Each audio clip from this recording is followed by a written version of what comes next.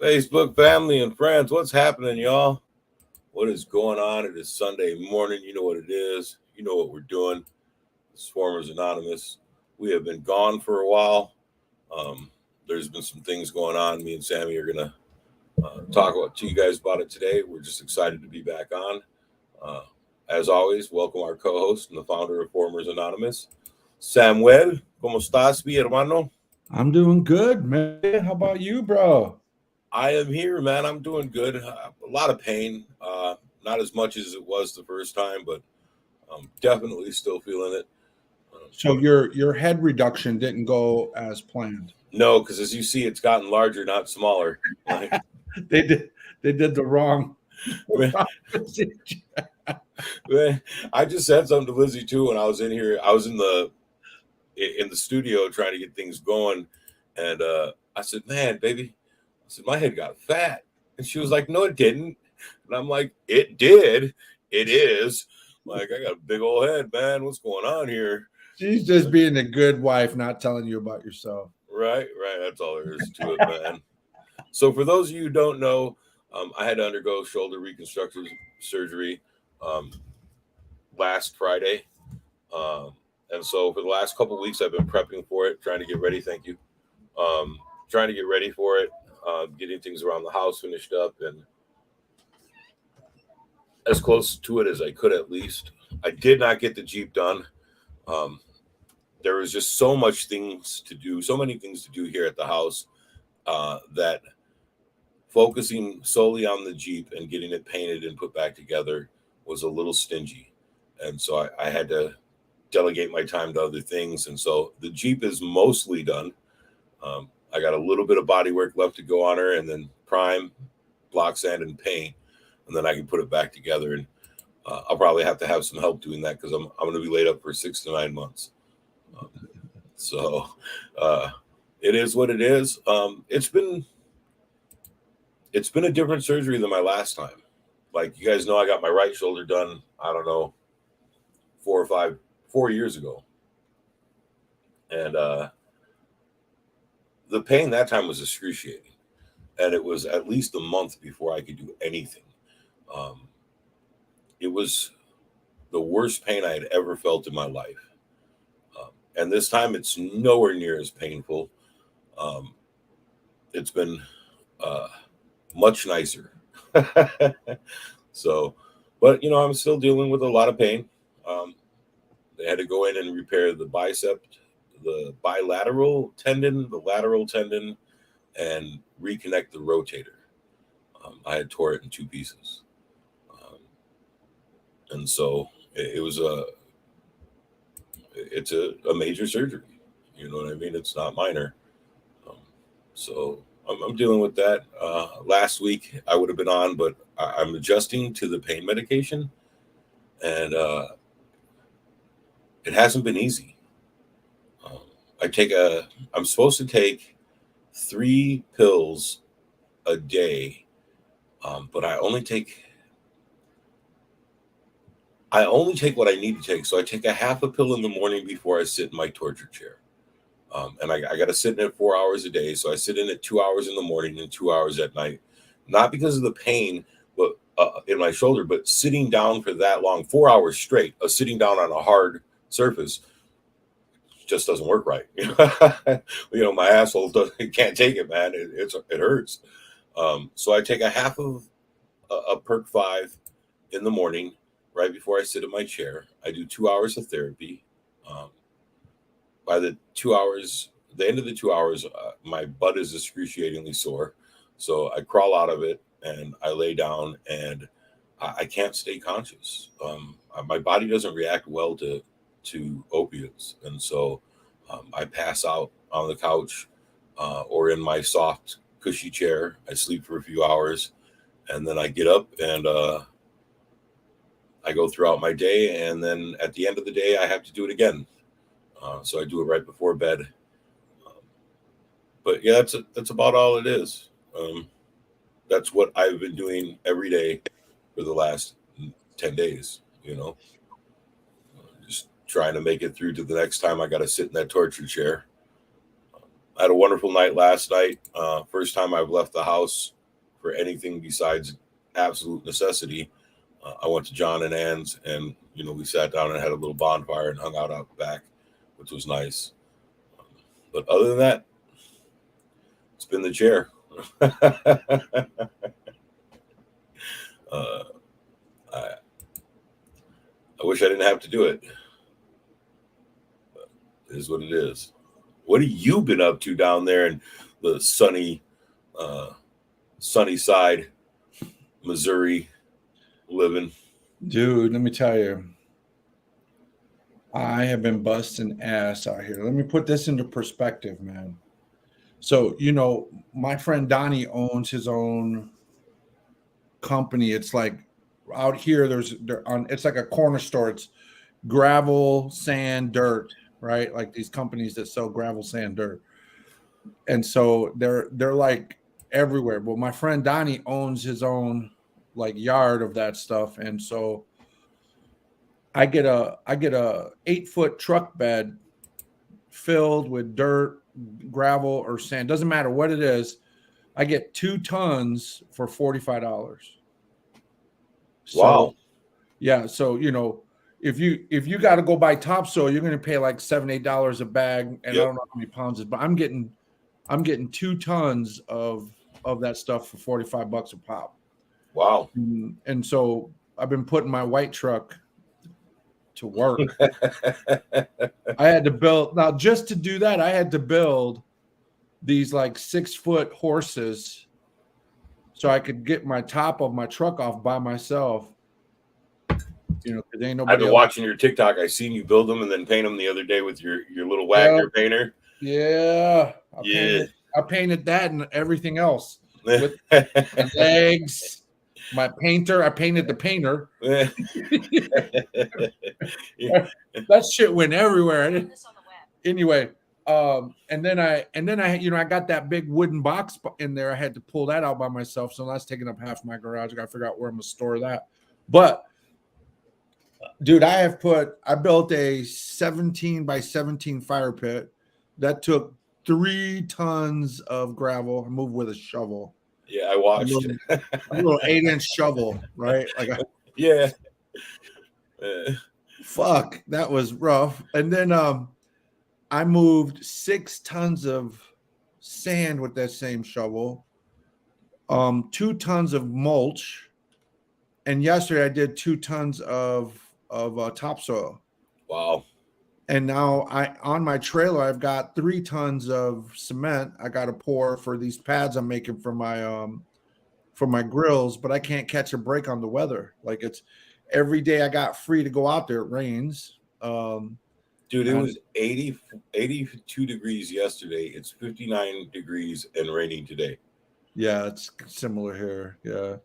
So I have been a busy bee, but the days I don't go to the gym, I don't really have any guilt because you get it in at home. I'm getting it in. Oh, and let me put it this way. I also moved 150 of those retaining wall stones. Yep. By hand twice because you got to load it and then unload it. Yeah. 150 of those, dude. It took a trailer and my truck to do it all. I wore through a pair of leather gloves doing it. That is crazy. So not much. Right.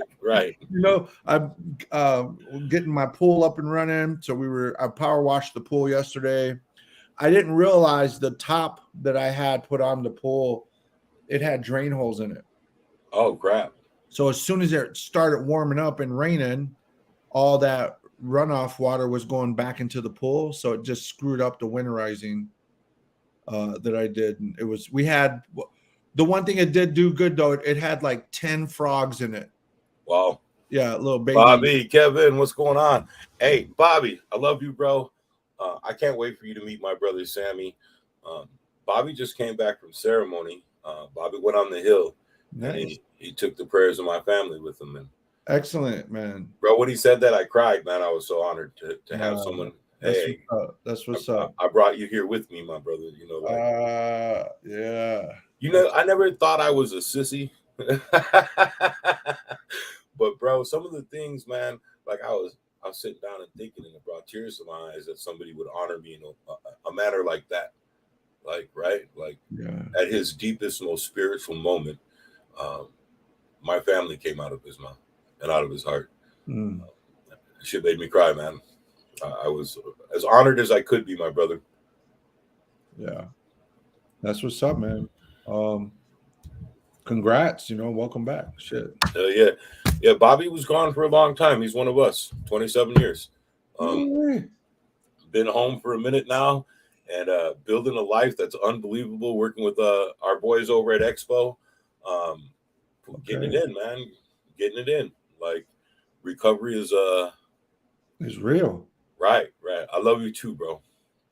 Tell Christina we love her as well. We can't wait to get together. Listen, we're talking about doing tamales next weekend.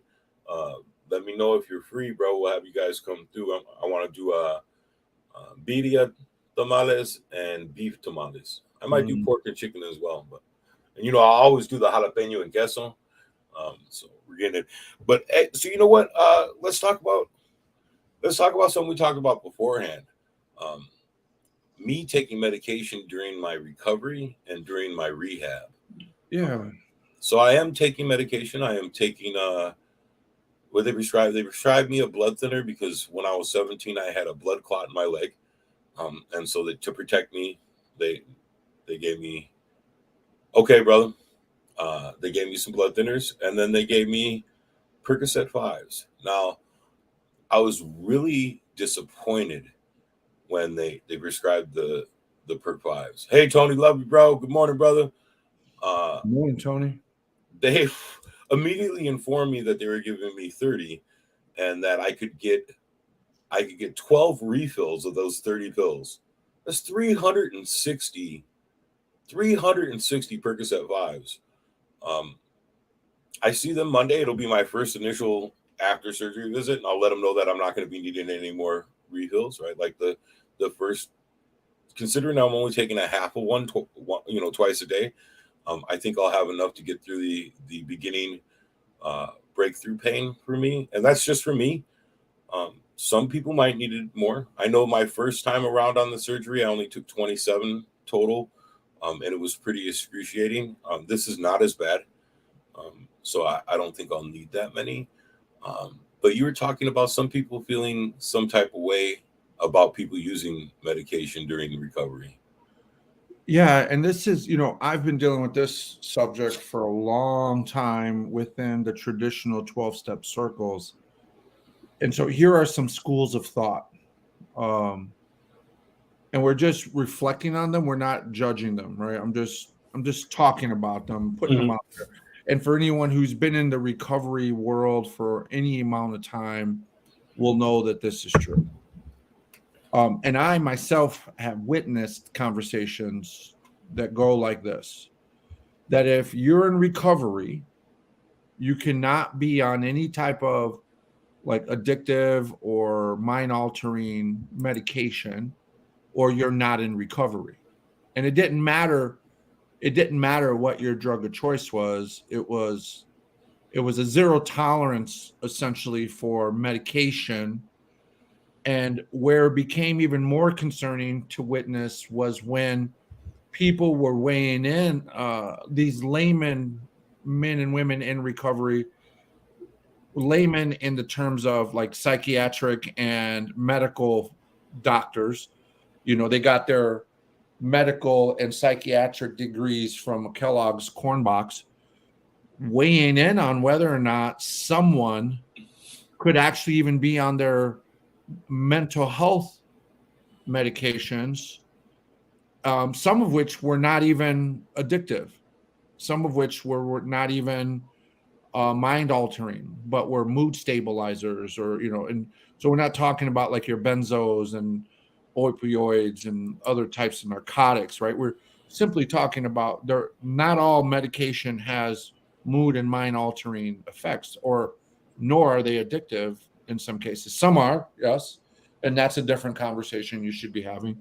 But essentially telling folks what they, sponsors, people who haven't been who are not doctors. And even if you were a doctor, you're not that person's doctor, you know? And so you can use your experience to inform folks, but a lot of times these people were talking as if it was gospel and making you as a person in recovery, maybe you've been in recovery for a long time, maybe you're just starting, but weighing in on whether or not you're actually in recovery because you use your medication as prescribed or, when you need it. Now, I'm just painting that picture because trust me, I know there are folks who will abuse their prescribed medication, who will abuse their doctor's orders around how, and of course, there's people who are out there farming and shopping for medications and doctor hopping, to try to scam. We're not talking about abuse of the system of the world of medication. We're talking about folks who are in recovery, who are taking medication for various things. So let's use your situation. For example, you've had a significant surgery, shoulder surgery. And so if you were in one of these rooms, you might hear from someone how you're not in recovery because you're taking an opioid or a narcotic of some sort. And so you're no longer in recovery. Now, I think and I want to assume positive intentions when I hear these things, but we know where the road of intentions leads, right? And so this has always been my problem as a professional and even as a human being when we have folks who are not medical professionals. And again, even if you are not one in the room. When you're in the rooms, you're just like everybody else. You don't get to prescribe and judge folks in the room. Remember, and that's one of the things we talk about at FA. It doesn't matter who you are outside of here. When you come here, that shit stays at the door. You're one of us when you come here. If you're a PO and you can't put your role aside, then don't come. If you're a doctor and you can't put your role aside, don't come. If you're a preacher, whatever you are, if you can't put that aside to be one of us when you come, now use your experiences to guide and inform, sure. But when you start telling people things like you're not in recovery if you're using medicine, you don't live with the consequences of that advice. You can create consequences. Now, there are some folks who should never be unmedicated. There are some folks who should be able to use it and use it responsibly. There are some folks who are going to struggle, who need extra support, who need transparency, who need to be honest. Like you need to have an honest conversation with your doctor. So in your case, if you were addicted to opioids or you think it might be a problem, you should let your doctor know, like, hey, are there other alternatives? I have an issue around addiction. Or tell your sponsor, like, hey, I'm just being honest. I'm about to have surgery. I'm going to be on this medicine. I'll be very transparent with you and my doctor about what I'm doing. I'll be accountable. If you really want to babysit me, you can count my pills with me every day. Whatever it takes. I think there are a number of approaches. And again, there are some folks who shouldn't touch this shit with a 10-foot pole. And there are alternatives, for people who can't take medicine responsibly like that. There are alternatives. There's always another medicine that can do something similar, may not work as great, but that do not have those addictive qualities. But those are typically extreme cases, right? Now, you also know with formers, we don't discriminate. So, if you are an alcohol, a person who struggles with alcoholism, you have to think about what medications you should and shouldn't take. If you're a person who's struggling with opiates or narcotics, you have to consider what medications again, that's a part of the discussion. That's a part of being responsible and in recovery. Right. What I struggle with is when you're telling folks you can't be on medicine and in recovery at the same time. I'm going to say, hey, Jim, I'm going to call bullshit. And I'm going to say, people have the capacity to be in recovery and on medicine at the same time. And you have to match your level of planning with your level of problem. Right? And so remember, some folks come here because they have hatred in their heart and they've turned that hatred into acts of violence. So to tell somebody like that, well, you can't be on shoulder pain medication because you're not that, that doesn't match. That doesn't, but it's still an addiction. It's still Right. it's because we're dealing with the loss of control. We're dealing with the impulses, the impulse control. The neurological. It is behavior addictions are real. A gambler is an addict, right? Right. A gambling addict is a gambling addict. But what does that have to do? And so what people say, well, it's his addictive personality. Yes, I get that. Like, true. However, in recovery, you should learn moderation and you should be able to learn discipline, but with structure and with discipline and with a plan and with honesty and transparency and being forthcoming with your doctor, and here's what I think these other groups assume. You don't have the capacity to be honest because you're an addict, right? There are dynamics like that. There are points in time in a person's life where they might struggle with honesty. But when you're in recovery, that's something you're learning to flex. That's a muscle you're learning to use. Transparency is a muscle you're learning to use. Being responsible and accountable, that's a muscle you're learning to use, right? We should not be teaching, in my opinion, we should not be teaching folks avoidance, because it's impossible to avoid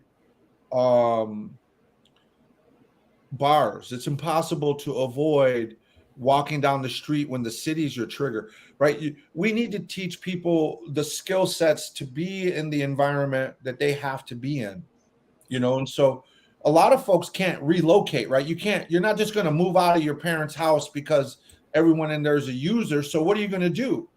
What are you going to do? Are you promoting this person to be homeless? No. Right. You're like, let's get you the skills you need to deal with the problem in the situation and the environment you're in. You got to do what you got to do. I changed in prison, and prison was a trigger. It was, it has everything I needed to fulfill my addictions, right? And so I had to learn the disciplines and the skills and the resistance and the motivation. I had to do it in the environment. Now that might be extreme for me, but I know I'm not alone in that story. A lot of times folks still live in the same neighborhood where their dealers live. A lot of folks have to walk past how many bars in Kenosha, just to get from one street corner to the, like, you know what I mean? Like, there's a lot going on here. And what I think is damaging is when people weigh in on other people's recovery with detrimental guidance and advice that is ill-advised, contra-advised, and probably just misguided and misinformed and based on a model that is very outdated when it comes to mental health, addiction, and medical needs. You can't think of how true is this to an addict? We like to compartmentalize so much that we think mental health, addiction, and medical should never touch. Right. Don't touch it because then you're fucking.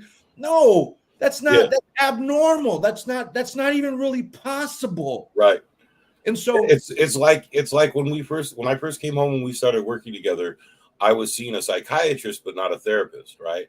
And I was trying to unpack all this shit and all this trauma and everything that happened to me from childhood on, but I didn't have anyone to really unpack it to, because the only treatment I was getting was the physical treatment to the psychiatrist. I didn't have a therapist. I didn't have someone to open up to. I didn't have someone to unpack that stuff with. Like, therapy goes hand in hand. We learn this, right? Therapy and psychiatry are two parts of the same animal, and you have to work them together, right? Like, they have to be together to get any benefit. But it's the same, right? Like, mental health, addiction, like, all those things go hand in hand. And if we're not working them all at one time, we're definitely damaging ourselves. I want to say something to Jessica. Hey, sweetheart. The best alternative is a rotation of Tylenol and ibuprofen, and has the same pain management opioids without the IV. Absolutely. Right now I'm on blood thinners because I had a blood clot when I was 17. I got hit.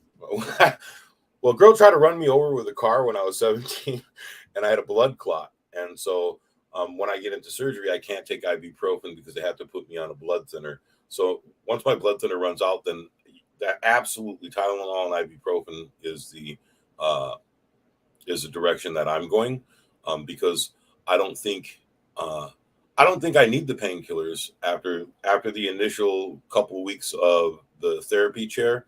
I think I'll be fine without them, right? Like I only have to do the therapy chair for 42 days. It's already to a point now where I'm pretty sure by next week I'll be able to stop taking them completely. But then again, I don't take them the way I'm prescribed anyways. Like I take a quarter of the dosage that they tell me, because I think they do prescribe. I think they overprescribe opioids all the time when they give them. Like who would offer that much, right? Like that much. Like I don't think I could ever be in that much pain for that long to need that many. Um, so, Gabby, good morning, sweetheart. You know, okay, so we got to pause that because you said something that is kind of scandalous but requires some addressing, right? I don't take the medicine as prescribed.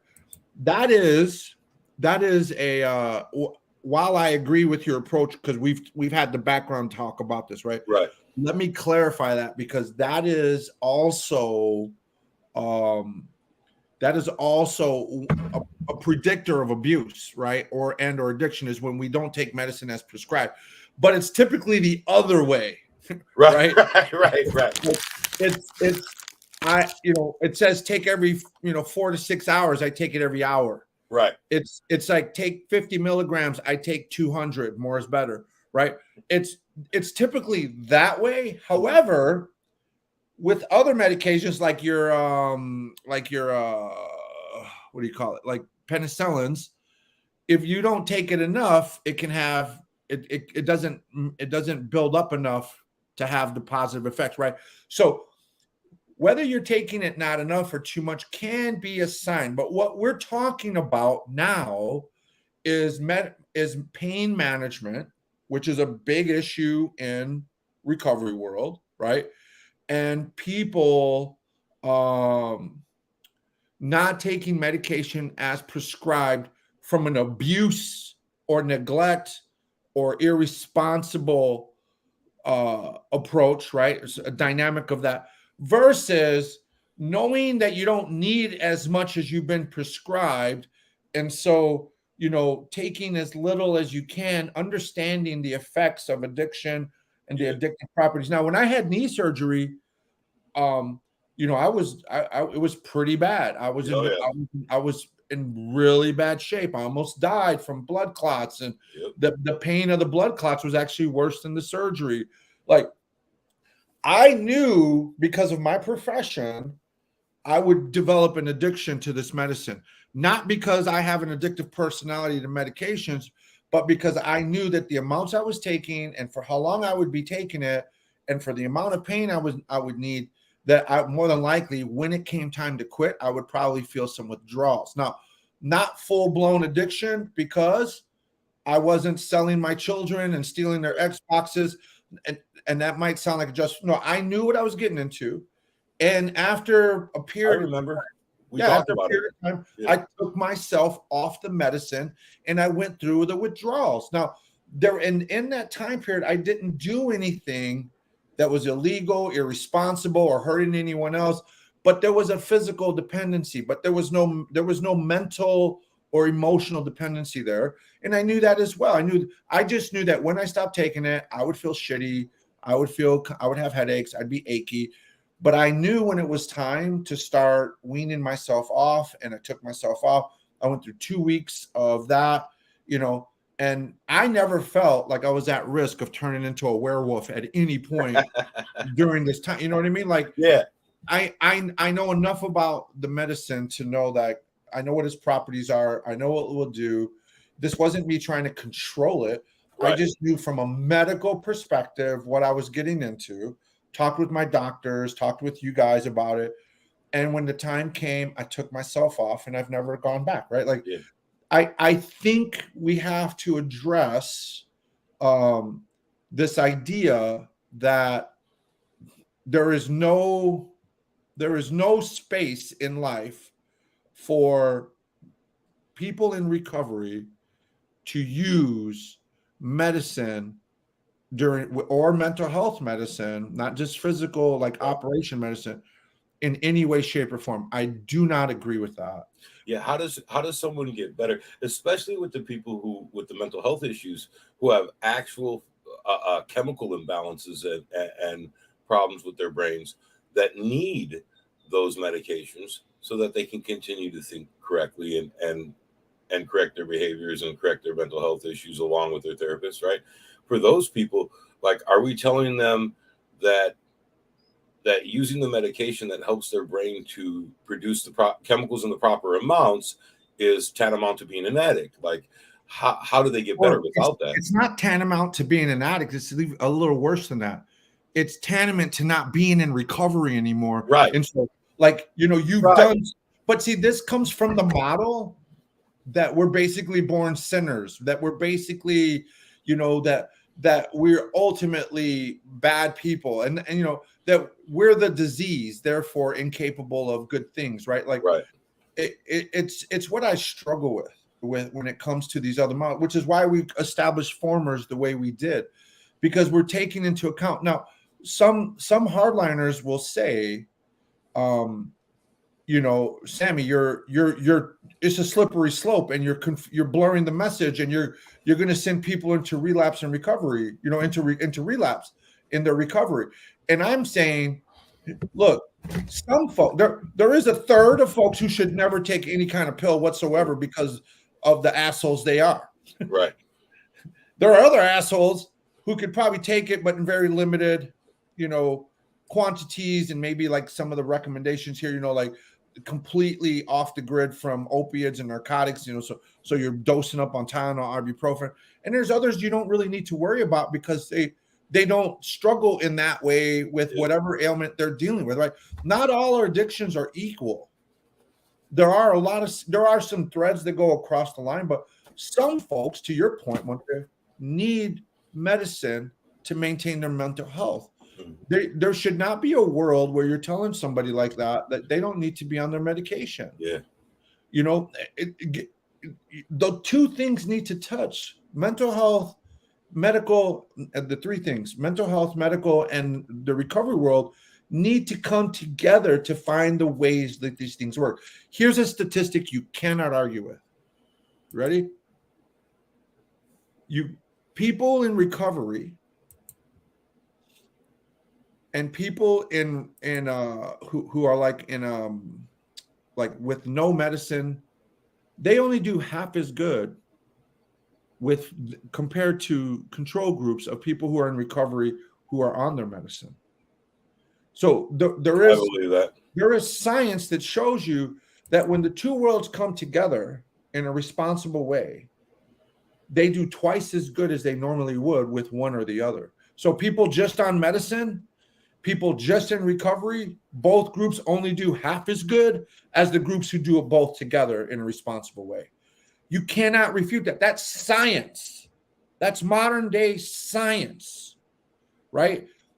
So I think the 12-step worlds have to recognize, they're still living in the world, in my opinion, where it says, if it ain't broke, don't fix it. Right. Well, if one of you fuckers is driving a vehicle with a motor, you need to be on a horse and buggy, right? Like, don't adapt then. If you don't need to adapt to modern times, modern information, modern science, get your ass on a mule and go everywhere you need to. You don't need to. There was nothing wrong with the mule when we invented the car. And so now we're onto this next world. And so it's like, I want to see the world of medicine, mental health, and recovery living harmoniously. We have to stop practicing this mentality of separation. Yeah. Now, we do need moderation, but we do not need complete avoidance of some things for some folks. Yeah, that's true, Jim. Yeah.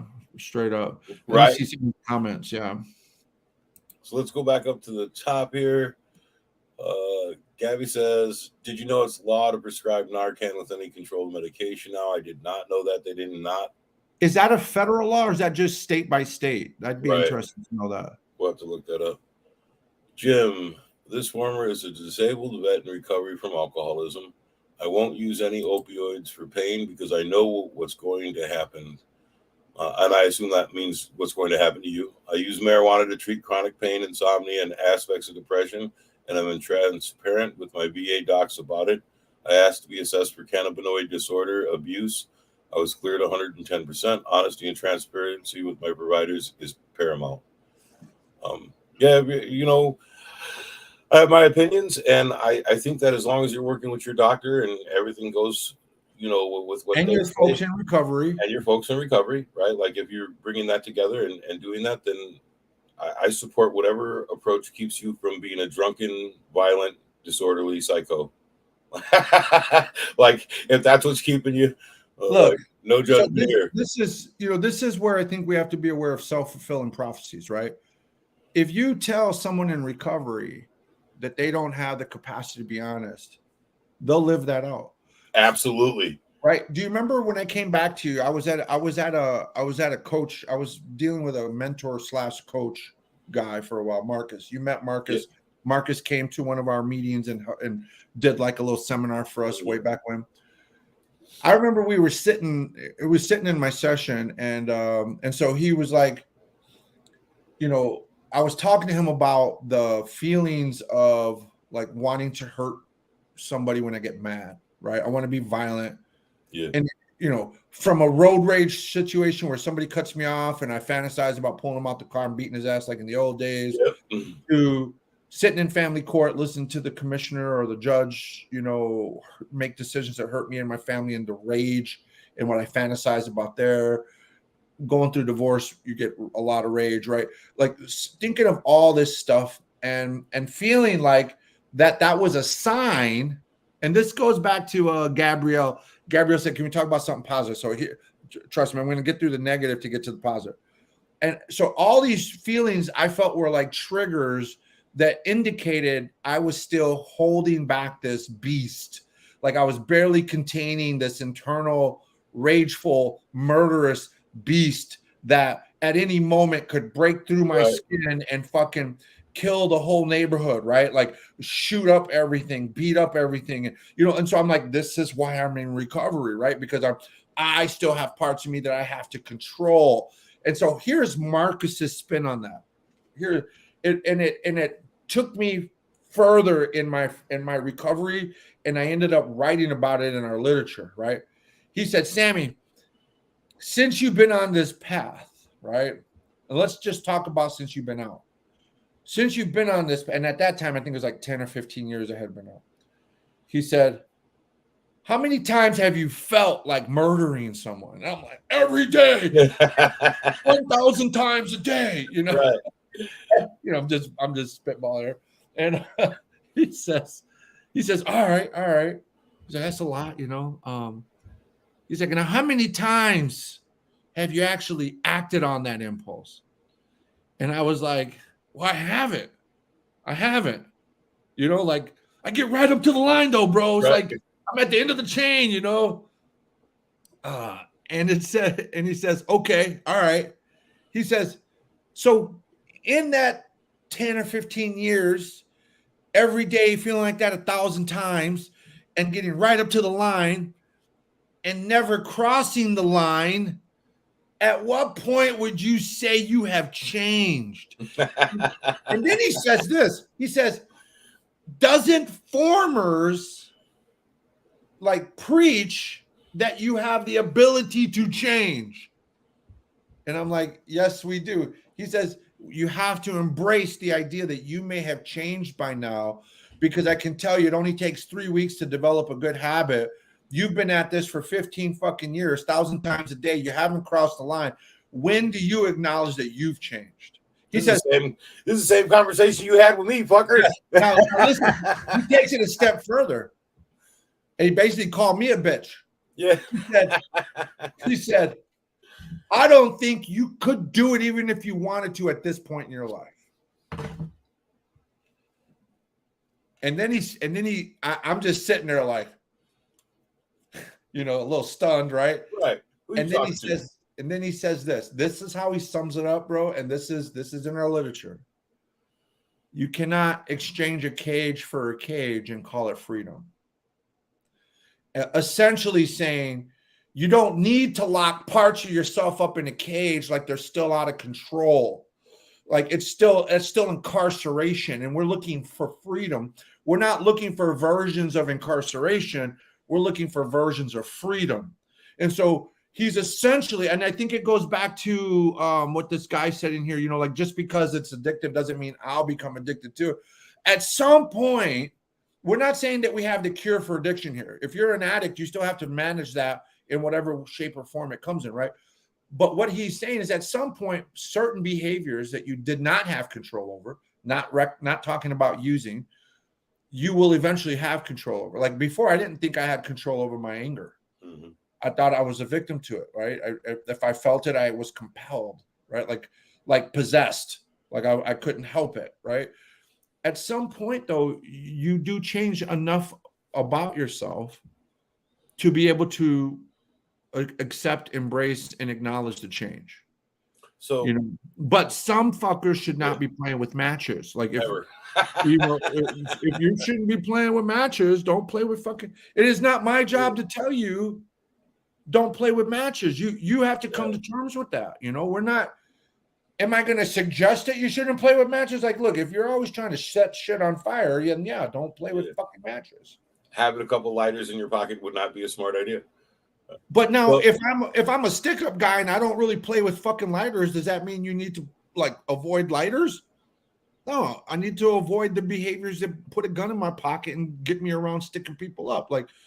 Lighter, anything could be a tool for bad, but anything could be a tool for good too. So it's funny, and we're talking about the change. We had that same conversation about the same situation as I'm sitting there with you.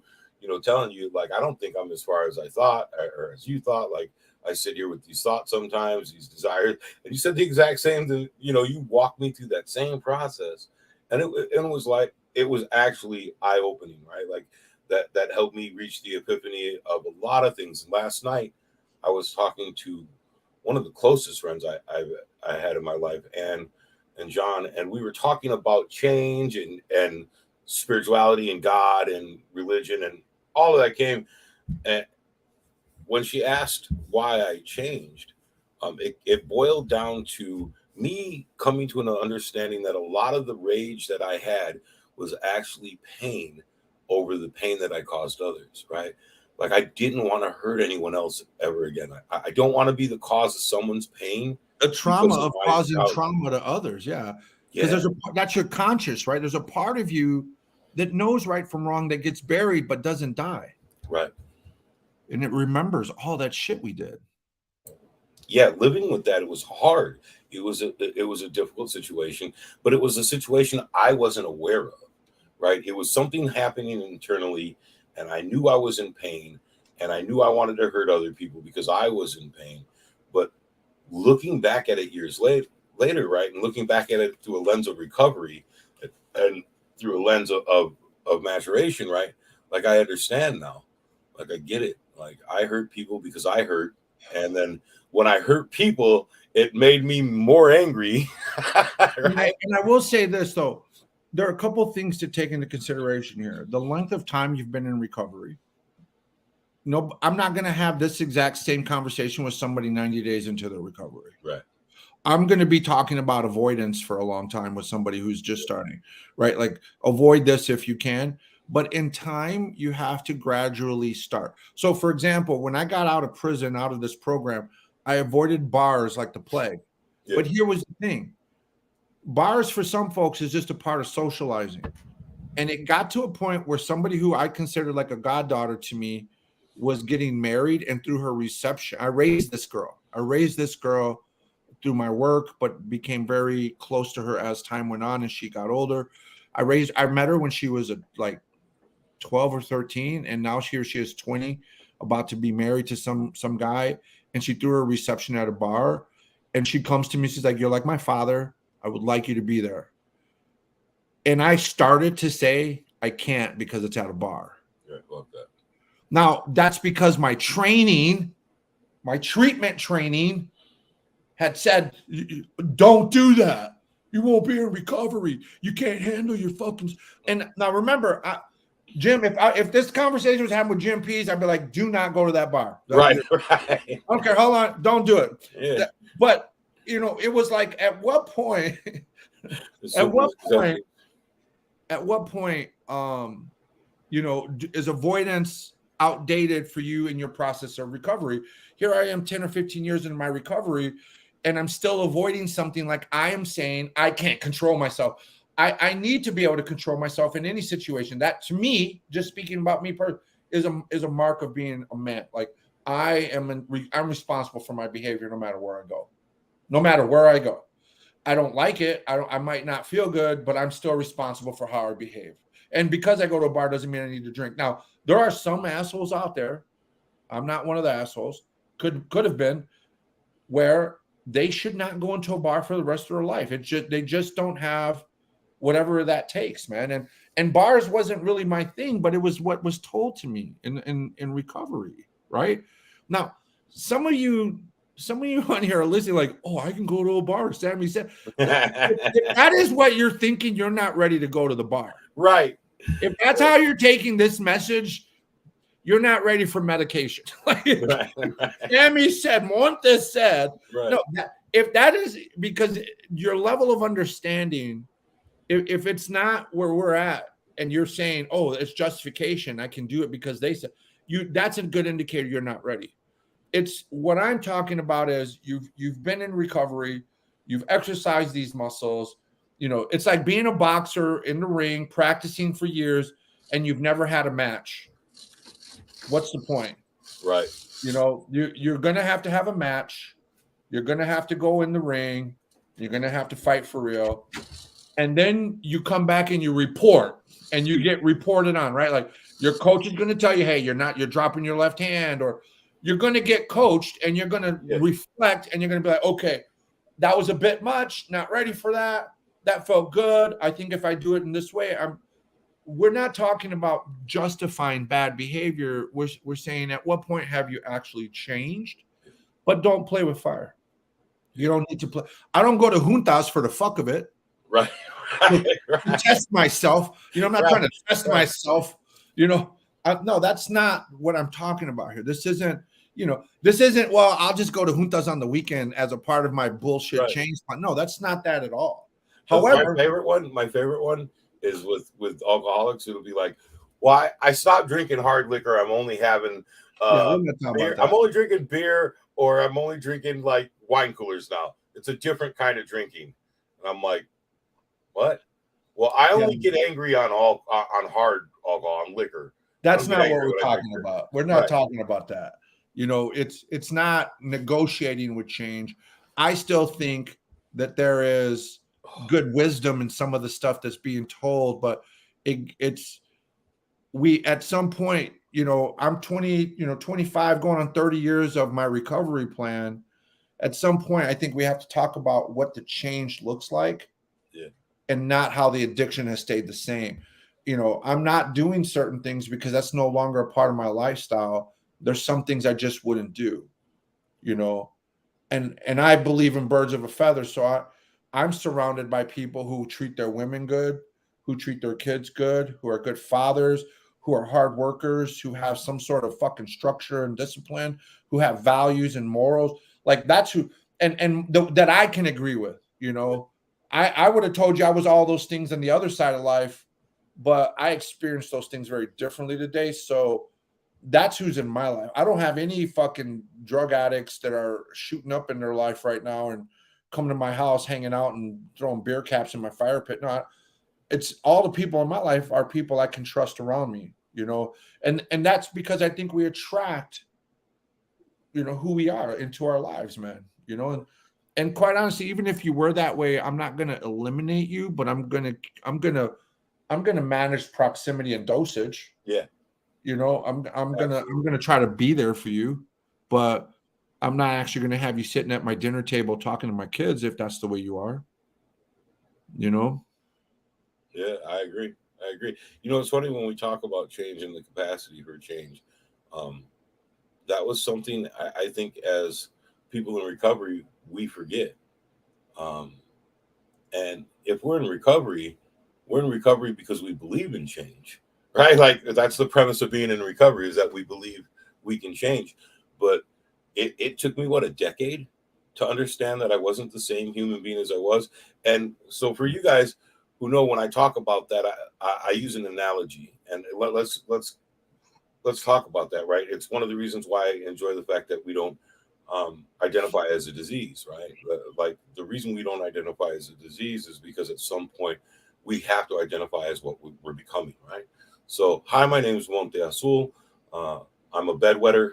The last time I wet my bed was 43 years ago, 33 years ago, when I was 11.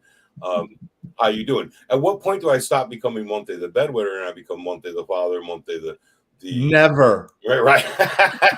Hey, just so you guys know, I wet the bed till I was 11. Not embarrassed. So did I. Did you? Yeah, yeah.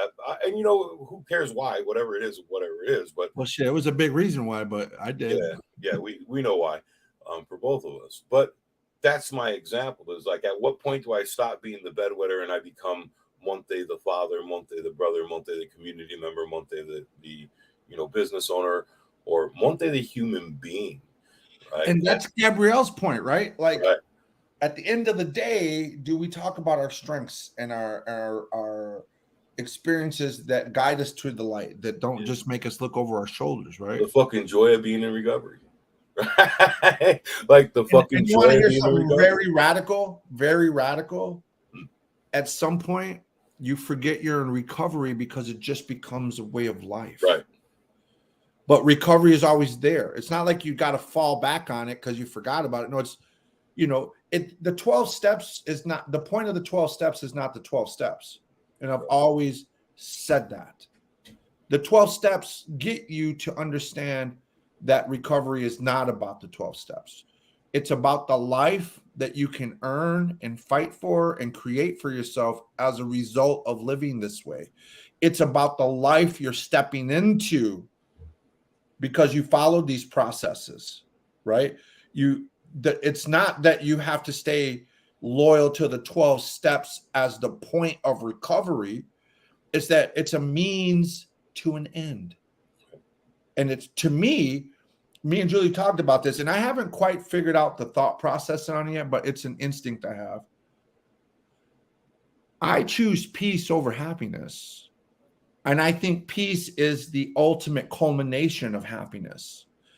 I can't have peace without happiness, but I can have happiness without peace. How do I know that? Because I know that when I was locked up, I experienced moments of joy, but there was no peace in my life.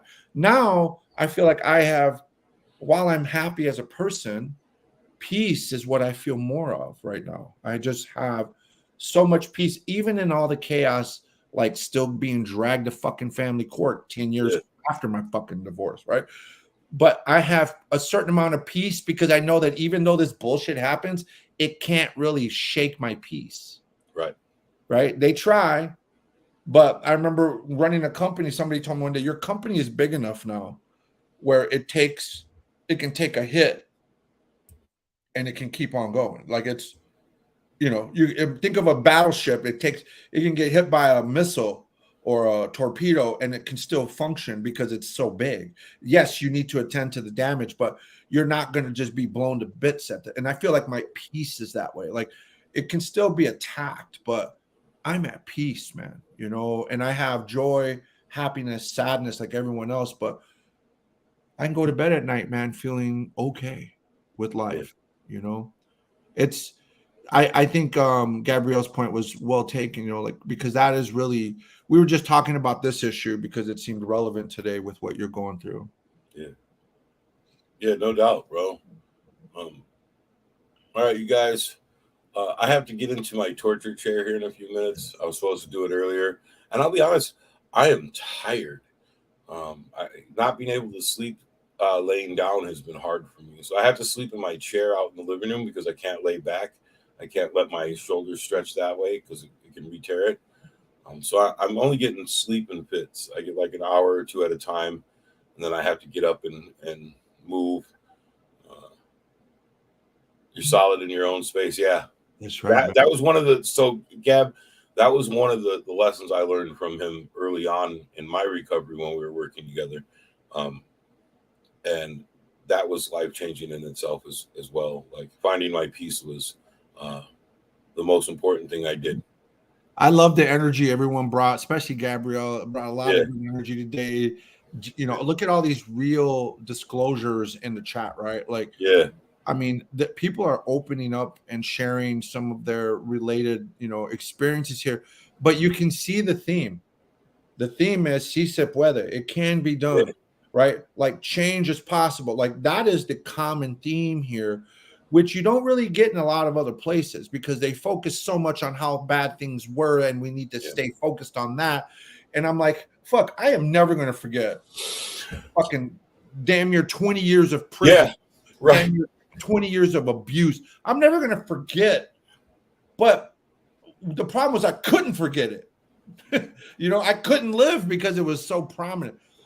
And I've always talked about recovery is less about the past and more about the future. Yeah. It's about what you can give yourself and the people around you, right? And to Gabrielle's point, you do find a place where eventually you have legs that you Mm. feel can hold you, right? Monte? And so I agree. hats off to you, brother. Do Love what you, you bro. got to do. Stay accountable. You Yep. know, as you nobody's got to tell you because you're in the swing. You're in the swing of things. Yeah. You know, and for folks watching us who think this is easy, trust me, we had all the exact same struggles you've had to get to this point. We just make it look good. That's all I can say. I mean, look at this Papi Chulo. I can't help it. It says, and Monte, do you have a motor hoist? I think so. I'll look. Roll it into your garage, put a chain, wrap it around your head, and it'll help you hold up at night. So when you're sleeping, you don't have so much weight on your shoulder. Man, that's what I do. Just lift the head up a little bit. Just pick up a little bit of weight off the dome. Man, uh, who doesn't like to do that? That's good. It's good to be proud of yourself. Absolutely, Gab. Like so I get that same statement sometimes. Man, why is it so hard for me and so easy for you? And I'm like, are you fucking kidding me? Like, like, are you fucking kidding me? It's been 11 years since I've been home, and trust me, there's been times where I just wanted to give up. I just couldn't give up.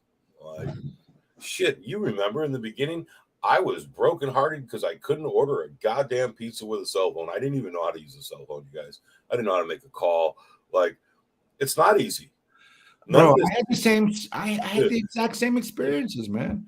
Yeah. I got sprayed water when I went to reach for fucking vegetables, and it scared the Right. shit out of me. Right, and then you start to wonder, like, "Fuck, am I gonna make it?" Yeah. Let's see what Gab says. We got to wrap this up, though.